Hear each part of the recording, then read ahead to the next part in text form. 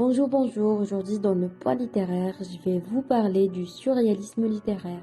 Commençons d'abord par le contexte historique. Le surréalisme est un mouvement littéraire et artistique qui apparaît au début du XXe siècle, suite au traumatisme de la Première Guerre mondiale. La fin des années 30 constitue la période fondatrice du mouvement. Il a été nettement influencé par le courant Dada, dont il conserve la morale et la révolte, mais rompt avec le nihilisme radical. Mais d'abord, qu'est-ce que le dadaïsme? Le dadaïsme ou dada est un courant littéraire et artistique fondé par Tristan Tzara en 1916. Inventé au milieu de la Première Guerre mondiale, le mouvement dada entend remettre en question toute la civilisation, car elle n'y voit qu'absurdité et horreur. En français, 3/5.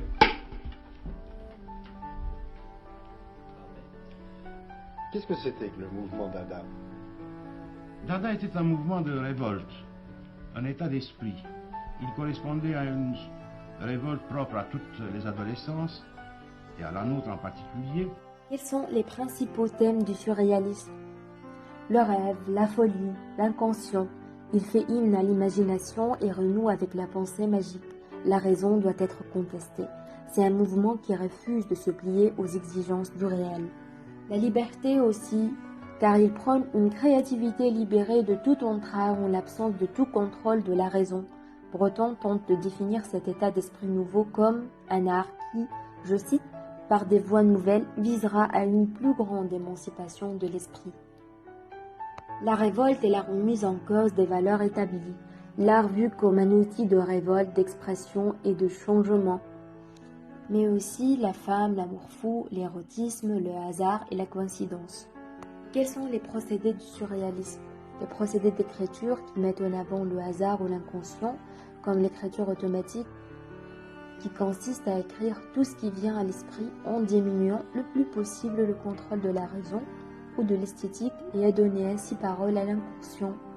L'exploration de l'inconscience aussi, du rêve et surtout l'expérience des sommeils comme les expériences de pensée parlée sous l'état d'hypnose pour sonder l'inconscient. Aussi, on peut citer les jeux sur les mots et les sonorités, l'utilisation des métaphores, le vers libre. Quels sont les principaux auteurs du surréalisme? On peut commencer évidemment par André Breton, qui est le fondateur du surréalisme. Il fut un découvreur et un éveilleur des talents. Le surréalisme fut pour lui une éthique révolutionnaire qui devait transformer non seulement l'écriture, mais surtout l'homme dans ses relations amoureuses et sa vie sociale. On peut citer aussi Paul Éluard avec son ouvrage capital de la douleur, Louis Aragon avec son œuvre Le mouvement perpétuel. Mais les surréalistes prennent deux formes de révolte, une révolte esthétique, une révolte sociale politique. Alors on commence par la révolte esthétique. Les surréalistes participent à la construction d'une esthétique révolutionnaire. Ils rejettent le langage, la logique et la rationalité. Ils préconisent au contraire l'ouverture des possibilités humaines et le refus des normes qui limitent la créativité. Ils cherchent à refonder la langue, l'imaginaire, l'esthétique. Pour la révolution politique, les surréalistes inscrivent leur contestation radicale de la société libérale dans l'idéologie socialiste en s'inspirant des thèses marxistes. Cette révolution civilisationnelle s'en prend à tous les fondements de la culture occidentale moderne, entre autres le libéralisme, l'humanisme, le progressisme.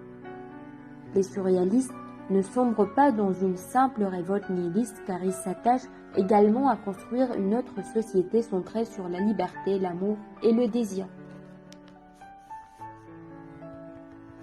En gros, c'est un mouvement qui cherche à révolutionner l'homme, le monde et l'art pour pousser jusqu'à ses extrêmes conséquences une expérience de liberté et de libération.